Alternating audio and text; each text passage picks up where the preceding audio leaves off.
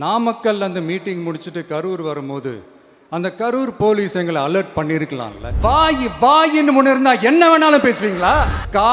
காலத்துக்கும் எழுந்திருக்கவே முடியாத அளவுக்கு நிரந்தரமான ஒரு பதிலடியை நீங்க கொடுத்துக்கிட்டே இருக்கணும். அந்த தில்லு இருக்கா, திராணி இருக்கா, ஒரு கிடையாது. பார்ட்டி ஃபண்டுன்னு சொன்னவனை எடுத்தாங்க பாருங்க ஒரு ஓட்டம். மாண்புமிகு பேரவைத் தலைவர் அவர்களே, எல்லா டோரையும் இழுத்து லாக் பண்ணுங்க. 5 நிமிஷம் பேசினதுக்கே குளத்தூர்ல கொத்து பரோட்டா போட்டாங்க. எங்க இருக்காருன்னே தெரியாம ஓடு ஓடு ஓடு ஓடு ஓடு ஓடு ஓடு ஓடு வராம் பாரு வேட்டக்காரன். எனக்கு எப்பவுமே ஸ்டாலின் சார் மேல ஒரு தனி பாசம் ஒண்ணு உண்டு. விஜய் கரூருக்கெல்லாம் போக கூடாது, விஜய் இங்க போக கூடாது, அது செய்யக்கூடாது, இது செய்யக்கூடாதுன்னு எனக்கு புரியலையே.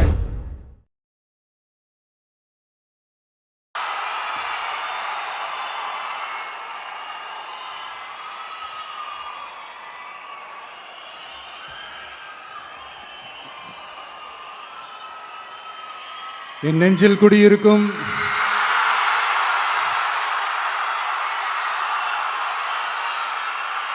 கரூர் சொந்தங்கள்,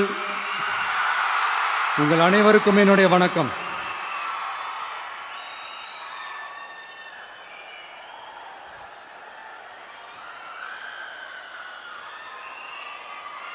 ஒரு மனுஷன் லைஃப்ல எவ்வளோ பெரிய ஒரு உயரத்துக்கு போனாலும் மனசளவில் சில வலிகள், காயங்கள், அதை மறக்க முடியாது இல்லையா? எல்லார் லைஃப்லையும் அப்படி தான், நமக்கும் அப்படி தான். நிறையா வலிகள், காயங்கள் எல்லாத்தையும் தாண்டி தான் வந்திருக்கிறோம். ஆனால் எல்லாத்தையும் விட ரொம்ப ஜாஸ்தியான அந்த வலியும் அந்த காயமும் எனக்கு அந்த கரூர் சம்பவம் தான்.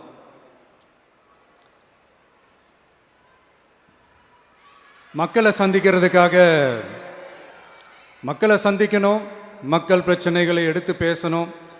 அதுக்காக தான் அந்த மக்கள் சந்திப்பு பயணத்தை தொடங்கி திருச்சி, அரியலூர், நாகப்பட்டினம், திருவாரூர், நாமக்கல், கரூர் அப்படின்னு சொல்லிட்டு போயிட்டுருந்தோம். அரியலூரில் அந்த மீட்டிங் முடிச்சுட்டு பெரம்பலூர் போகிறதுக்கு முன்னாடி அந்த பெரம்பலூர் போலீஸ் எங்களை அலர்ட் பண்ணாங்க. சரிங்க, கூட்டம் கொஞ்சம் ஜாஸ்தியாக இருக்குது, லேட் ஆகிடுச்சு, வராதிங்க அப்படின்ட்டு. So we had no choice. Police சொன்னால் நம்ம அதை ஒபே பண்ணி தானே ஆகணும். அதே நேரத்தில் பெரம்பலூர் மக்களோட அந்த சேஃப்டியும் மைண்டில் எடுத்துக்கிட்டு ஒரு மன வலியோடவே திரும்ப போயிட்டோம். அதுக்கப்புறம் பெரம்பலூர் தொகுதி மக்களுக்கு மன்னிப்பும் கேட்டோம். அதே மாதிரி நாமக்கல் அந்த மீட்டிங் முடிச்சுட்டு கரூர் வரும்போது அந்த கரூர் போலீஸ் எங்களை alert பண்ணியிருக்கலாம்ல.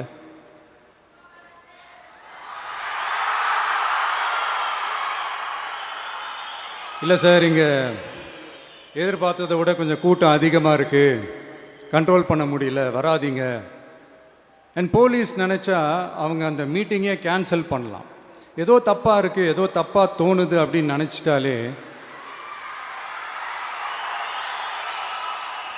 they have all the rights to cancel the meeting. எங்ககிட்ட கேட்கணும்லாம் ஒன்றும் அவசியமே கிடையாது. ஆனால் அதையெல்லாம் எதுவுமே செய்யாமல் அந்த ஹைவேல இருந்து அந்த ஸ்பாட்டுக்கு போலீஸே எங்களை உள்ளே கூட்டிகிட்டு வந்து விட்டு அந்த நாடகம்லாம் இருக்குது பாருங்க.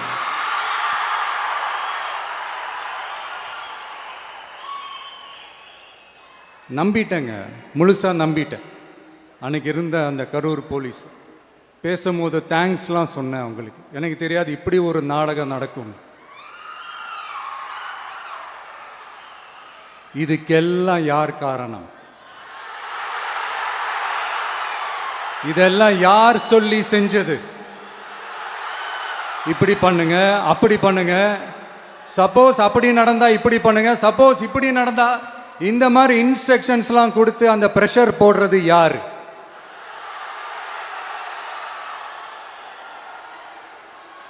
அந்த சம்பவத்தில் நம்ம யாரெல்லாம் இழந்திருக்கோம் தெரியுமா?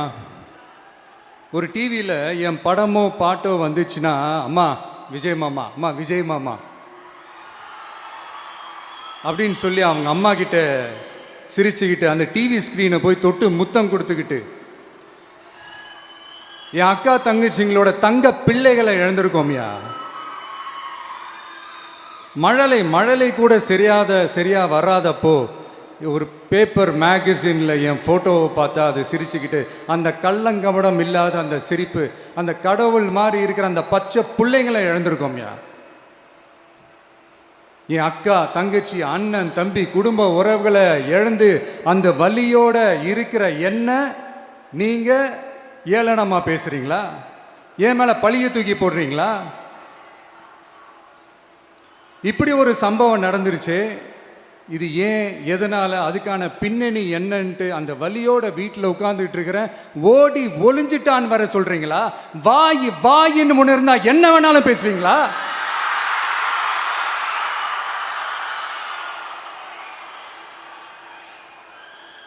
மக்களே, நான் உங்களையே கேட்குறேன், அன்னைக்கு அத்தனை க்ரௌடு இருந்துச்சு, அந்த க்ரௌடுக்கு தகுந்த மாதிரி போலீஸ் பாதுகாப்பு கொடுத்தாங்களா? இந்த இடத்தை எடுத்துக்க சொல்லி நாங்க தான் சொன்னோம்னு ஒரு போலீஸ் ஆஃபீஸர் பேட்டி கொடுக்கிறாரு, அதுக்கு என்ன அர்த்தம்?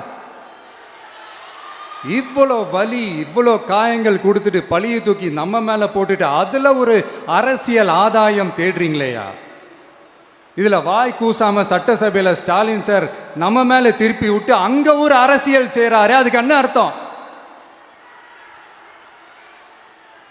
நமக்காக வந்திருக்கிற மக்களை காக்க வைக்கிறதுக்கு நான் ஒன்றும் ஆதாயம் தேடுற அரசியல்வாதியெல்லாம் கிடையாது. மக்களுக்காக அரசியலுக்கு வந்தவன் இந்த விஜய். எனக்காக எல்லாமும் கொடுத்த என் மக்களுக்காக எல்லாத்தையும் விட்டுட்டு மக்களுக்காக மட்டுமே அரசியலுக்கு வந்தவன் இந்த விஜய். அவங்களுக்காக நன்றி கடன் செலுத்துறதுக்காக மட்டுமே அரசியலுக்கு வந்தவன் இந்த விஜய். உங்களுக்கு தான் இந்த விஜயை பத்தி நல்லா தெரியுமே. ஆனா நம்ம எல்லாருக்குமே இத்தனை வலிகள், காயங்கள் கொடுத்தவங்களுக்கு இந்த 2026 தேர்தலில் தக்க பதிலடி கொடுத்துட்டீங்க. ஆனா அது மட்டுமே பத்தாது மக்களே, அது மட்டுமே பத்தாது. காலகாலத்துக்கும் எழுந்திருக்கவே முடியாத அளவுக்கு நிரந்தரமான ஒரு பதிலடியை நீங்க கொடுத்துக்கிட்டே இருக்கணும்.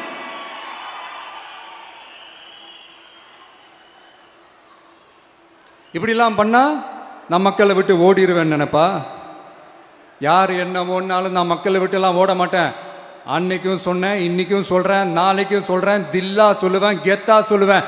பணமா ஜனமா அப்படின்னு கேட்டா என் ஜனம் தான் எனக்கு முக்கியம்.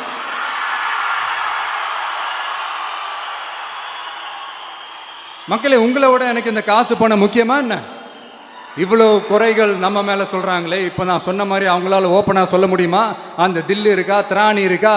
ஒரு கிடையாது. ஆனா நம்ம மக்கள் அமைச்சு கொடுத்த நம்ம அரச குறைகள் மட்டும் டிசைனா, மாடலா குறைகள் மட்டும் சொல்லுவாங்க. ஒவ்வொரு டிபார்ட்மெண்ட்லயும் அந்த பார்ட்டி ஃபண்ட், அந்த கட்சி நிதின்ற பேர்ல அடிக்கிற கொள்ளையெல்லாம் இந்த தீய சக்தியா இருக்கட்டும், தீந்து போன சக்தியா இருக்கட்டும், ரெண்டு பேரும் மாறி மாறி இதே தான் செஞ்சிட்டு இருக்கிறாங்க. இதுல ஒரு ஹைலைட் காமெடி என்னன்னா, சட்டசபையில் பேசும்போது பார்ட்டி ஃபண்டுன்னு தான் சொன்னேன். அது எந்த பார்ட்டி, என்ன ஃபண்டு, யாரு, என்ன பேரு, எதுவுமே சொல்ல. பார்ட்டி ஃபண்டுன்னு சொன்னவனை எடுத்தாங்க பாருங்க ஒரு ஓட்டம். எனக்கே ஃபர்ஸ்ட் புரியல, ஏன்பா ஓடுறாங்க? அப்படி என்ன நம்ம இப்போ சொல்லிவிட்டோம்? அதான் அந்த குற்றம் உள்ள நெஞ்சுக்கு தான் குறுகுறேங்கும். இது எப்படி இருக்கு தெரியுமா? எங்க அப்பா பீரோக்குள்ள இல்லை, எங்க அப்பா பீரோக்குள்ள இல்லை அப்படின்னு சொல்ற மாதிரி. ஐயோ, ஏன் கேட்குறீங்க? இவங்களோட செம்ம கூத்தா இருக்குங்க, செம்ம ஃபன்னா இருக்கு. சென்னையில் ஒரு பாலம் கட்டுறதுக்காக நார்மலாக ஆகிற செலவை விட அதிக செலவில், கிட்டத்தட்ட டபுள் மடங்கு செலவில் ஒரு டெண்டர் ஒன்று விட்டுருக்குறாங்க. அதையெல்லாம் தோண்டி எடுத்து அதெல்லாம் இப்போது கண்டுபிடிச்சி கேன்சல் பண்ணியிருக்கிறோம். இன்னும் எத்தனை கோடி ஊழல், எத்தனை லட்சம் கூடல் தோண்ட வருமோ எங்களுக்கே தெரில. ஒவ்வொரு முகமுடியாக கிழியுது. ஐயோ, இந்த விஜய் ஒவ்வொரு கதையாக எடுத்து வெளியில் விட்டுருவான் போலேன்ட்டு திரும்புகிற பக்கம்லாம் கதறல் கதறல் கதறல், காதலேருந்து ரத்தம் வராத குறை. ஆமாம், இப்படி ஊழல் ஊறி போனவங்க இப்படி தான் இருப்பாங்க. இந்த 50-55 நாட்களில் அங்கே செஞ்ச சில விஷயங்கள்லாம் சட்டசபையிலே எடுத்து சொன்னேன். பட் இங்கே ஒரு சில விஷயங்கள் சொல்லணும்னு நினைக்கிறேன். இந்த மின்சாரத்துறையில் இதுக்கு முன்னாடி போட முடியாமல் இருந்த அந்த பதவி உயர்வை வந்து இப்போ தான் எங்களால் போட முடிஞ்சுது. அதுக்காக ஒரு அக்கா அழுதுகிட்டே ஒரு நன்றி சொன்னாங்களே, அதெல்லாம் அவங்க கண்ணில் படாது அந்த வீடியோலாம் குறை சொல்கிறவங்களுக்கு. அடுத்து லஞ்சம்லாம் ஒழிக்க முடியாது, ஊழல்லாம் ஒழிக்க முடியாது, அதெல்லாம் பிளட்டிலேயே ஊறி போய் இருக்கு அப்படின்னு சொன்னவங்க போய் ஒவ்வொரு கவர்மெண்ட் ஆஃபீஸாக பாருங்க, ஒரு பைசா லஞ்சம் இல்லை, ஒரு பைசா ஊழல் இல்லை, வேலையெல்லாம் சும்மா டக்கு டக்கு டக்குன்னு நடக்குது. ஒரு பெரியவர் ஒருத்தர் சொல்றாரு, தம்பி வேலையெல்லாம் நடக்குது, ஆனால் அதையும் தாண்டி எங்களுக்கு மரியாதை கொடுக்குறாங்க தம்பி, உட்கார வச்சுலாம் பேசுகிறாங்க. இதெல்லாம் இதுக்கு முன்னாடி நடந்ததே இல்லை. அவனை போய் பாரு, இவனை போய் பாரு, இந்த ஆஃபீஸரை போய் பாருன்னு சொல்லி அலைய விடுவாங்க. இப்போ லஞ்சம் இல்லை, ஊழல் இல்லை, வேலையெல்லாம் உடனே நடக்குது. மக்கள் அப்படி ஒரு பெருமூச்சு ஒன்று விடுறாங்க. அதை பார்த்து நமக்கு அப்படி ஒரு ஹாப்பினஸ். இதுக்கு மேலே என்ன வேணும்? ஏன் இதெல்லாம் பண்ண முடியாது? மனசுன்னு ஒன்று இருந்தால் பண்ணலாம். இப்போ பண்ணலை. அதே மாதிரி இந்த எல்என்டி நிறுவனத்தோட 18,600 crore 3 திட்டங்கள் அந்த ஒப்பந்தம் அந்த கையெழுத்து போட்டிருக்கிறோம். கிட்டத்தட்ட 8,200 பேருக்கு வேலை வாய்ப்பு. நான் சொல்கிறது அந்த 3 மாவட்டத்தை சேர்ந்தவங்களுக்கே அவ்வளோ வேலை வாய்ப்பு. குறுவை சாகுபடிக்காக 134 கோடியில் அந்த சிறப்பு தொகுப்பு திட்டம் அறிவிச்சிருக்கிறோம் நம்ம விவசாயிகளுக்காக. இப்போவும் சொல்கிறேன், நம்ம விவசாய பெருமக்களே, உங்களோட இந்த அரசு கூடவே நிற்கும். பெண்கள் பாதுகாப்புக்காக சிங்கப்பெண் அதிரடி படை, அது உங்களுக்கு நல்லா முன்னாடியே தெரியும். வரப்போகிற அறிஞர் அண்ணா அவர்களுடைய பிறந்த நாளில் உங்கள் அண்ணனுடைய அரசில் தாய் மாமன் தங்க மோதிர திட்டம் அறிவிக்கப்படும். இதெல்லாம் கேட்டாங்களே, வாக்குறுதி கொடுத்தீங்களே, என்னாச்சுன்னு. இந்த தீய சக்தி மாதிரி ரீல் தாய் மாமன்லாம் கிடையாது, ரியல் தாய் மாமன். எப்படி? ரியல் தாய் மாமன்.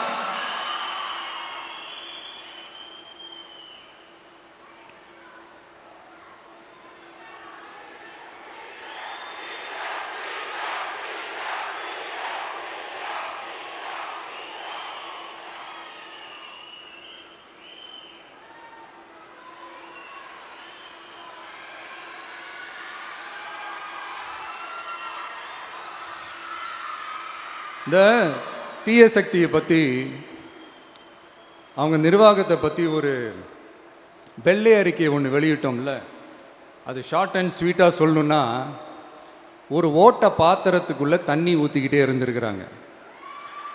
பாத்திரம் எம்டியாகவே இருந்திருக்கு, ஆனால் ஊற்றின தண்ணி தான் எங்கே போச்சுன்னு தெரில. கடவுளுக்கு தான் வெளிச்சம்.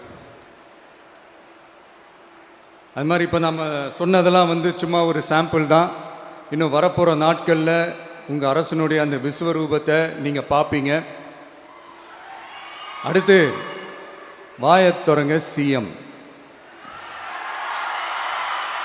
அடாடா, உங்கள் சிஎம்ஐ நெஞ்சிலேயே குத்திட்டு வந்தீங்க பாருங்க, அதெல்லாம் வேற லெவல். பேசுங்கன்றீங்க, பேசுனா எந்திரிச்சு ஓடிடுறீங்க. இனிமேல் பேச ஆரம்பிக்கிறதுக்கு முன்னாடி என்ன பண்ணணும் அப்படின்னா, ஒரு நண்பர் ஒருத்தர் சொன்னார், மாண்புமிகு பேரவைத் தலைவர் அவர்களே, எல்லா டோரையும் இழுத்து லாக் பண்ணுங்க அப்படின்னு சொல்லிட்டு தான் பேச்ச ஆரம்பிக்கணும் போல் இருக்கு. ஏன்னா பேசிட்டு இருக்கும் போது எந்திரிச்சு ஓடிடுறாங்க. 5 நிமிஷம் பேசினதுக்கே குளத்தூரில் கொத்து பரோட்டா போட்டாங்க. இதுக்கு மேலே பேசினா மொத்தமாக முடிஞ்சிடும், பார்த்துக்கங்க. நாம் அரசியல் பேசினா விஜயெல்லாம் அரசியல் பேசலாமா அப்படிங்கிறது. சரிப்பா, நமக்கு எதுக்கு வம்பு, நம்ம பாட்டுக்கு நம்ம வேலையை பார்ப்போம், எதுக்கு அவங்கள பற்றி பேசிக்கிட்டு அப்படின்னு இருந்தால் விஜய்க்கு அரசியலே பேச தெரில அப்படிங்கிறது. இப்படியே மாறி மேகதாது அணையை பற்றி என்ன தெரியும், விஜய் அதை பற்றி பேசலை. இப்படி நம்ம அரசியலுக்கு வந்ததுலேருந்தே ஒரு கூட்டம் குறை மேலே குறையா சொல்லிக்கிட்டு, பாட்டு கச்சேரி எங்களுக்கும் பண்ண தெரியும், பண்ணலாமா? இந்த மேகதாது அணை சம்பந்தமான அந்த வழக்கில் தமிழ்நாட்டோட பெட்டிஷனை சுப்ரீம் கோர்ட் எப்போ ரிஜெக்ட் பண்ணுச்சு? அப்போ யார் ஆட்சியில் இருந்தா? ஏன் ஒழுங்காக வாதாடல? நீங்கள் ஒழுங்காக வாதாடி இருந்தீங்கன்னா அதை ரிஜெக்ட் பண்ணியிருக்க மாட்டாங்கல்ல. ஏன் ஸ்டாலின் சார் வேணும்னே விட்டுட்டாரா? ஏன் இப்படிலாம் கேள்வி கேட்கலாமா? இப்படிலாம் கேள்வி கேட்டால் தான் மேகதாது அணையை பற்றி பேசுனதா அர்த்தமா? ஏன் அந்த ஸ்டேட்டு சிஎம் பேசுகிறாரு, நீங்கள் ஏன் பேசலை அப்படின்னா நம்ம ஸ்டேட்டோட உரிமையை எங்கே நிலைநிறுத்தணுமோ அதுக்காக வேலை பார்க்குறது மட்டும்தான் முக்கியம். சும்மா சவால் விட்டுக்கிட்டு சீண்டி பார், நான் யார் தெரியுமா, தொட்டு பார், இப்படிலாம் பேசிக்கிட்டு இருந்தால் வேலைக்கு ஆகாது. சும்மா பேசி பேசி பிரச்சனையை வளர்த்துக்கிட்டு யார் மேலே அது பழியை தூக்கி போட்டுட்டு அப்புறம் மக்களை அம்போன்னு தெருவில் விட்டுட்டு இப்படி தான் ஒரு அரசியல் பண்ணணும்னா அந்த அரசியல் நமக்கு தேவையும் இல்லை, அதை நம்ம செய்யவும் போகிறதில்ல. Talk less work more mode தான், அதுதான் நம்ம பாலிசியே. அதனால தான் சட்டசபையில் அந்த அரசினர் தீர்மானம்னு சொல்லி ஒன்று கொண்டு வந்தோம். அது எப்படி டு டேக் இட் ஃபார்வர்ட் எப்படி கொண்டு போகணுமோ அதை சரியாக செய்வோம். சென்ட்ரல் கவர்மெண்ட்லேருந்து அந்த டீலிமிட்டேஷனை திரும்ப கொண்டு வர போகிறதா ஒரு பேச்சு ஒன்று அடிபடுது. யார் என்ன டீலிமிட்டேஷன் கொண்டு வந்தாலும் தமிழ்நாடு அது ஒத்துக்காது. நமக்கான இடத்தை யாரும் பறிக்கவும் முடியாது, அது பறிக்கவும் விட மாட்டோம். இப்படி நாம் இருக்கும்போது இந்த தீய சக்தி திமுக எங்கே போய் நிற்குது, யார் கதவை தட்டிக்கிட்டு நிற்குது, அது உங்களுக்கே நல்லா தெரியும். மக்களே, இந்த தீய சக்தியும் தீந்து போன சக்தியும் வேறலாம் இல்லை, கூட்டு களவாணிங்க. சொல்ல முடியுமா அவங்களால? எங்களுக்குள்ள ஒட்டும் இல்லை, உறவும் இல்லை, அறிவிக்க முடியுமா, நிரூபிக்க முடியுமா? இந்த வரப்போகிற இடைத்தேர்தலில் அதை நிரூபித்து காட்டுங்க, அப்புறமா பேசுங்க. மக்களை, என் மனசை விட்டு கரூர் எப்பவும் நீங்கவே நீங்காது. நமக்கு ஏற்பட்ட வேதனையான சம்பவத்தை, நமக்கு எதிராக நடந்த சதிய சூழ்ச்சிய இனி வர்ற ஜென்ரேஷனும் அவங்களுக்கு தெரியப்படுத்தணும்ல. அதுக்காகவே இனி ஒரு அரசியல் சதிய, அரசியல் சூழ்ச்சிய யாரும் யோசிக்கவே கூடாதுன்றதுக்காகவே கரூரில் ஒரு நினைவு சின்னத்தை நம்ம டிவிகே சார்பா அமைக்கப்படும் அப்படின்றத அறிவிக்கிறோம். அப்புறம் கரூர்ல இருந்து ஒட்டுமொத்த தமிழ்நாட்டு மக்களுக்கும் சொல்றேன், உங்க டிவிக்கு அரசு உங்களுக்காகத்தான் உழைக்கும். அடிப்படை வசதிகளை முதல்ல நிறைவேற்றணும். ஒரு பக்கம் நிதி நிலைமையை சரி செஞ்சுக்கிட்டே இன்னொரு பக்கம் அப்படியே நாம் சொன்னதில் ப்ரையாரிட்டி பார்த்து ஒவ்வொன்றா படிப்படியாக நிறைவேற்ற ட்ரை பண்ணுவோம். இது எப்பவும் உங்களுக்கான அரசாக தான் இருக்கும். இந்த விஜய் உங்கள் விஜயாக தான் இருப்பான். நீங்கள் உரிமையோட உங்கள் கவர்மெண்ட்டை நீங்கள் அணுகலாம். இந்த தீயசக்தி ஆட்சி முடிஞ்சு பொட்டிக்குள்ளே போனதுலேருந்து என்னென்னமோ பண்ணுறாங்க, இது ஏதோ பேசுகிறாங்க, சோஃபாங்கிறாங்க, வாஷிங் மிஷினுங்கிறாங்க. இந்த அரசியல் வியாபாரம் பண்ணுறதுக்கான அந்த வெண்டிங் மெஷினே அவங்க தான். யார்? இந்த திமுக. இதில் நம்மளை பார்த்து வாஷிங் மிஷினுங்கிறாங்க. எலெக்ஷனில் ஓட்டுக்கு காசு கொடுக்குற அந்த கலாச்சாரத்தையே, அந்த கல்ச்சரை அடித்து நொறுக்கி இருக்கிறோம். எலெக்ஷன்லேயே அப்படி வேலை பார்த்த நமக்கு எதுக்கு இந்த குதிரை, கழுதை, ஒட்டக பேரெல்லாம்? மக்களின் பக்கம் அப்படி இருக்கும்போது நமக்கு எதுக்கு இந்த பேரெல்லாம்? இந்த திருட்டு திமுக ஆட்சியை வச்சுக்கிட்டு ஊரடிச்சு ஒலையில போட்டு இந்த கொள்ளையை அடிச்சதுனால தான் உங்க கரூர் கம்பெனி ஓனர் ஒருத்தர் எங்க எங்க இருக்காருன்னே தெரியாம ஓடு ஓடு ஓடு ஓடு ஓடு ஓடு ஓடு ஓடு வராம் பாரு வேட்டக்காரன் ஓடினே இருக்கிறாரு. இன்னொருத்தர் ஃபாரின்ல போய் ஒளிஞ்சுக்கிட்டார். ஃபாரின் ஸ்டாலின் சார் நினைச்சிட போறீங்க, அவர் இல்லை. எனக்கு எப்பவுமே ஸ்டாலின் சார் மேல ஒரு தனி பாசம் ஒன்று உண்டு. அவர் கிடையாது, இவர் வேற. சிங்கப்பூருக்கு செக்கப்புக்கு போனார்ல அவரு. இன்னும் தோண்ட தோண்ட எத்தனை பேர் மாட்ட போறாங்களோ தெரில. உங்ககிட்ட யாராவது லஞ்சம் ஏதாவது கேட்டாங்கன்னா கொடுக்க முடியாது சொல்லுங்க, நான் இருக்கேன் உங்களோட. அப்படியே யாராவது ஃபோர்ஸ் பண்ணாங்கன்னா இது எங்க மகன், எங்க புள்ள, எங்க அண்ணன், எங்க தம்பி, எங்க விஜய், எங்க விஜயோட ஆட்சின்னு ஸ்ட்ராங்கா சொல்லுங்க. மக்களே, நீங்க கூட இருக்கும் போது லஞ்ச ஊழல் மட்டும் இல்லை, அதிகாரத்தை வச்சு ஆட்டம் போடுற யாரா இருந்தாலும் அடங்கிடுவாங்க. இந்த கடமை, கண்ணியம், கட்டுப்பாடுன்ட்டு ஒரு காலத்தில் கொள்கையோடு இருந்த கட்சியெல்லாம் இன்னைக்கு எப்படி இருக்கான்னு உங்களுக்கே தெரியும். அதாவது இந்த டிவிகே கட்சியோட தலைவரை எதிர்க்கிறதுல ஒரு நியாயம் இருக்கு. ஏன்னா உங்க பொழப்பில் மண்ணள்ளி போட்டான். என்ன இந்த ஊழல் லஞ்சம்லாம் பண்ண மாட்டேன்னு சொல்லி உங்கள் அரசியலையே ஒரு தெருமுனைக்கு கொண்டாந்து விட்டான். மக்கள் வேற அவனை தான் நம்புகிறாங்க. ஸோ இந்த விஜயை எதிர்க்கிறதுல ஒரு அரசியல் நியாயம் இருக்குது, அதை புரிஞ்சிக்கலாம். ஆனால் இன்னைக்கு இந்த விஜயை மக்கள் ஓட்டு போட்டு ஜெயிக்க வச்சு ஒரு தீர்ப்பை கொடுத்து மக்களுக்காக வேலை செய்யறதுக்காக முதலமைச்சராக உட்கார வச்சிருக்கிறாங்க. என்னமோ இன்னமும் நீங்கள் தான் ஆட்சியில் இருக்கிற மாதிரி விஜய் கரூருக்கெல்லாம் போகக்கூடாது, விஜய் இங்கே போகக்கூடாது, அது செய்யக்கூடாது, இது செய்யக்கூடாதுன்னு எனக்கு புரியலையே. ஆட்சியில் இருக்கும் போது தான் இவ்வளோ கட்டுப்பாடெல்லாம் போட்டிங்க, எஸ்ஓபிஸ்லாம் போட்டிங்க, ஸ்டாலின் சார் ஆப்ரேட்டிங் ப்ரொசீஜர்லாம் போட்டிங்க. இப்போவும் அதே பண்ணிட்டு இருந்தீங்கன்னா என்ன சார் நியாயம்? இல்லை நான் தெரியாமல் தான் கேட்குறேன், இன்னும் கனவுலையே இருக்கிறீங்களா? முதல்ல முழிச்சு வாங்க, ரியாலிட்டிக்கு வாங்க. உங்கள் ஆட்சியெல்லாம் வீட்டுக்கு போய் டிவிக்கேன்னு ஒரு ஆட்சி வந்து ரொம்ப நாள் ஆச்சு. ஒழுங்கா படி என்று சுப்ரீம் கோர்ட் ஓங்கி மண்டேலியே நறுக்கு நறுக்கு நறுக்கு என்று செம்மட்டியாலே அடிச்சும் இந்த திமுக முழிச்சிக்கல அப்படின்னா அப்போ கொஞ்சம் கஷ்டம்தான். வெற்றி தோல்வியெல்லாம் அரசியல் சகஜம் சார், அதுக்காகலாம் வெறி பிடிச்சி இந்த பதவி வெறி பிடிச்செல்லாம் அலைய தேவையில்லை. நல்ல விதமாகவே சொல்கிறேன், நியாயமான அரசியல் பண்ணுங்க. ஓ அதுதான் உங்களுக்கு தெரியாதுல்ல? இந்த தீய சக்தி திருத்தவும் முடியாது, அவங்களா திருந்துவாங்கன்னு பார்த்தா அதுவும் நடக்க போகிறதில்ல. அதனால் வரப்போகிற இடைத்தேர்தலில் மக்களே இந்த தீய சக்தி திமுகவை நல்லா வெச்சு வெளுத்து விடுங்க. கான்ஃபிடண்டா இருங்க மக்களே, நல்லதே நடக்கும், வெற்றி நிச்சயம். மீண்டும் சந்திக்கும் வரை நன்றி, வணக்கம்.